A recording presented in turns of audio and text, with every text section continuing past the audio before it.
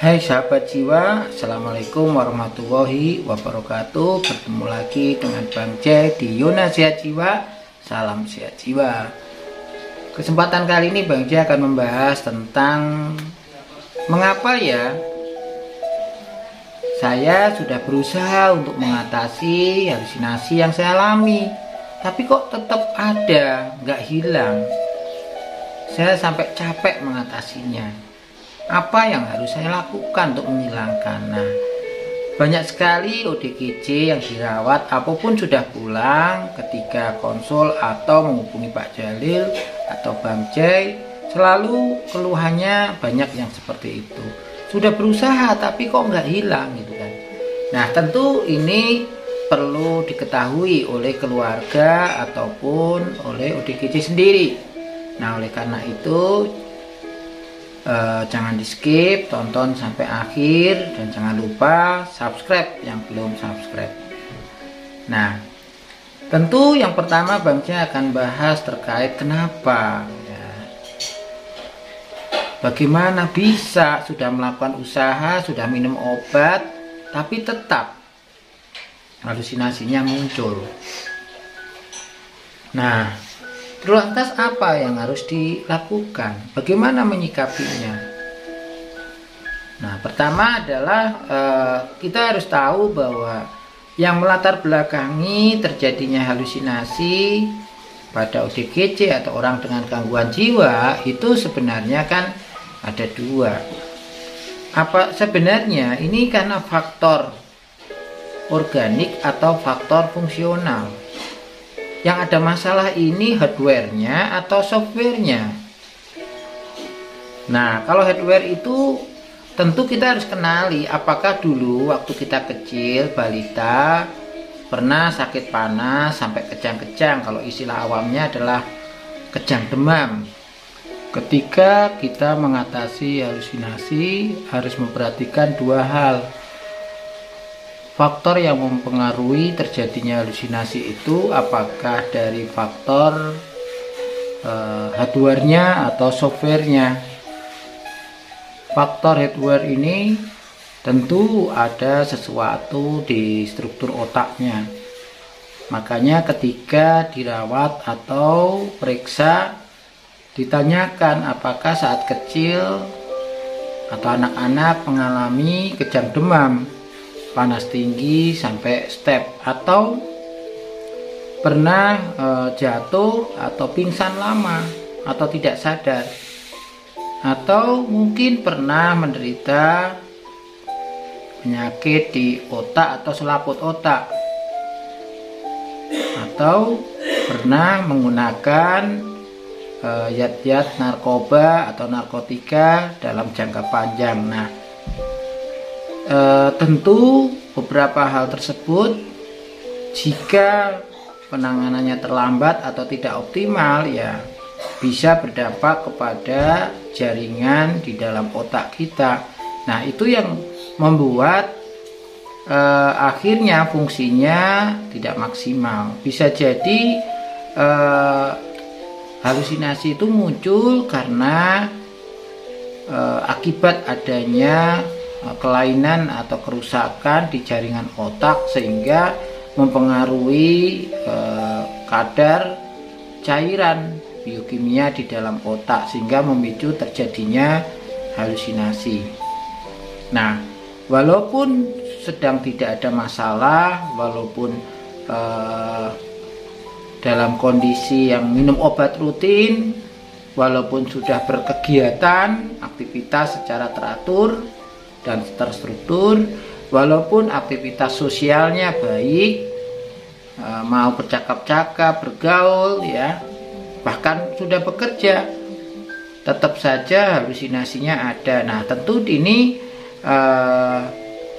bisa jadi tidak akan mempengaruhi banyak kalau halusinasinya ada, sudah minum obat, sudah beraktivitas, sudah bersosialisasi, ternyata masih ada. Tentu intensitas atau beratnya halusinasi juga tidak sampai kepada controlling atau mengganggu ya, atau conquering bahkan, atau yang tidak terkendali. Nah, tentu masih bisa tidur ya, masih bisa bekerja, masih bisa berkegiatan, cuma halusinasinya masih kadang-kadang muncul. Nah, sebatas tidak mengganggu aktivitas harian, aktivitas sehari-hari ya nggak ada masalah. Yang penting adalah berusaha menerima bahwa apapun yang dialami terkait dengan halusinasi ini adalah akibat dari memang kondisi yang dialami pada masa lalu, terutama saat anak-anak atau selama perkembangan ya. Kemampuan menerima ini tentu akan membuat orang dengan gangguan jiwa atau keluarganya menjadi jauh lebih nyaman, bisa menjalani aktivitas harian atau sehari-harinya dengan baik ya, tidak terus sedih atau menjadi khawatir kok sudah melakukan banyak hal tetap halusinasinya masih terjadi atau muncul. Nah, yang kedua adalah karena memang softwarenya. Nah, ini memang ketika kita mengalami masalah yang berat, apalagi masalahnya nggak hanya satu dan terjadi hampir bersamaan, tentu respon yang paling cepat adalah cemas ya, khawatir berlebihan. Nah, ketika kondisinya cemas atau khawatir, tentu akan fokus perhatiannya menyempit sehingga cenderung sulit mencari solusi yang pada umumnya harus dilakukan. Yang ada adalah lebih berfokus pada pengalaman atau masalah yang dialami. Jadi setiap hari itu yang dipikirkan hanya masalahnya, bukan mencari pemecahan. Nah, semakin masalah-masalah yang dialami itu ditekan, semakin akan terpikirkan, semakin mencoba dilupakan, semakin akan ingat. Nah, ini yang pada akhirnya akan menstimulasi aktivitas di dalam otak dalam hal memproduksi cairan ya. Nah, cairan yang berlebihan ini memang seringkali memicu terjadinya halusinasi. Misalnya cairan biokimia di otak, dopamin neurotransmitter namanya. Nah, ini bisa saja berlebihan sehingga yang harusnya butuhnya nggak banyak jadi berlebihan. Nah, kondisi berlebihan ini yang ketika distribusinya ke lobus otak atau bagian-bagian otak yang untuk mempersepsikan stimuli atau rangsangan dari luar menjadi berlebihan aktivitasnya sehingga akhirnya mudah mengalami halusinasi atau kesalahan persepsi. Nah, tentu ketika tiba-tiba diberikan obat, kemudian diminta ya ODGJ ini cerita, kemudian diajarkan atau dibimbing menyelesaikan masalah ya, apalagi mulai aktif bergaul atau aktif bekerja dan disertai dengan minum obat yang rutin, akhirnya halusinasi itu benar-benar hilang dan teratasi. Nah, sehingga jika hardware-nya yang ada masalah ya kita hanya bisa mengontrol dalam batas yang aman ya, tidak membahayakan diri orang lain dan lingkungan dan tidak mengganggu. Tapi kalau memang karena fungsional, karena memang softwarenya, karena memang ada biokimia di otak ya, cairannya meningkat dan itu disebabkan karena banyaknya permasalahan yang dialami atau kondisi yang dialami dan itu bersifat psikologis ya, ketika itu terpecahkan, terselesaikan dan kondisi ODGJ ini rileks, santai, tidak cemas ya, halusinasinya akan hilang. Nah, kalau itu bisa dipertahankan ya mungkin akan dalam jangka panjang tidak terjadi lagi, apalagi jika obat itu rutin diminum. Nah, cuma kadang-kadang seringkali ODGJ ini kebetulan tidak mempunyai pekerjaan yang tetap atau bahkan tidak bekerja, tidak mempunyai aktivitas yang rutin dikerjakan setiap harinya, hanya merawat diri saja atau bantu-bantu pekerjaan di rumah ya, atau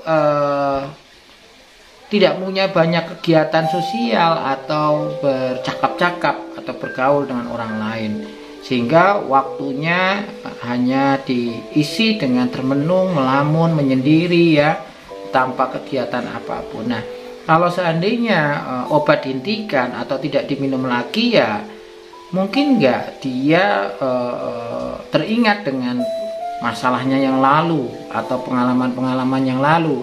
Ya sangat mungkin kalau ODGJ kemudian tidak punya kegiatan, nggak punya aktivitas sosial yang bisa dilakukan, ya resikonya melamun. Kalau melamun ya ingat masa lalu. Nah, tentu kalau masa lalu itu banyak dan tidak menyenangkan, ya bisa jadi akan memicu kembali produksi dari cairan di dalam otak itu akan meningkat sehingga halusinasi akan muncul. Nah, sama saja ketika tiba-tiba mungkin obat masih diminum dan kemudian karena habis tidak kontrol lagi karena menganggap sudah bekerja, sudah melakukan kegiatan, sudah bergaul dengan baik.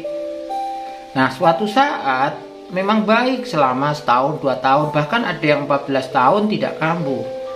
Tapi suatu saat punya masalah di kerjaan, di rumah ya, mungkin terkait keuangan ya. Nah, sehingga dengan pekerjaan yang harus dia lakukan, dengan masalah-masalah yang dialami, akhirnya mengalami kelelahan mental. Nah, dengan pola pelaksanaan pekerjaan yang mungkin tanpa istirahat atau kurang istirahat, akhirnya nggak bisa tidur. Nah, kalau nggak bisa tidur ya secara otomatis akan bisa memicu terjadinya halusinasi. Nah, banyak beberapa kasus yang akhirnya dirawat, memang sudah sembuh, sudah baik, sudah nggak minum obat bertahun-tahun, tapi tiba-tiba dibawa ke rumah sakit lagi. Ternyata usut punya usut, ya keterampilan menyelesaikan masalah atau kesulitan itu tidak dimiliki ya, sementara hanya mengandalkan melaksanakan pekerjaan atau aktivitas sosial saja. Nah, suatu saat pekerjaan tetap berjalan, terporsir ya, dilalah kok lagi ada hajatan tetangganya membantu, kemudian lupa istirahat atau kurang istirahat, saat bersamaan ada masalah. Nah, disitulah kecapean, kelelahan mental, fisik terjadi sehingga memunculkan halusinasi. Itu kira-kira bahasan ya tentang kenapa ada sementara orang bisa hilang halusinasinya dan sementara yang lain tidak bisa atau masih ada. Semoga manfaat, dan apapun itu mau hanya bisa terkontrol atau hilang, yang penting adalah bagaimana mencegah supaya nggak semakin parah atau mencegah supaya halusinasinya tidak terjadi.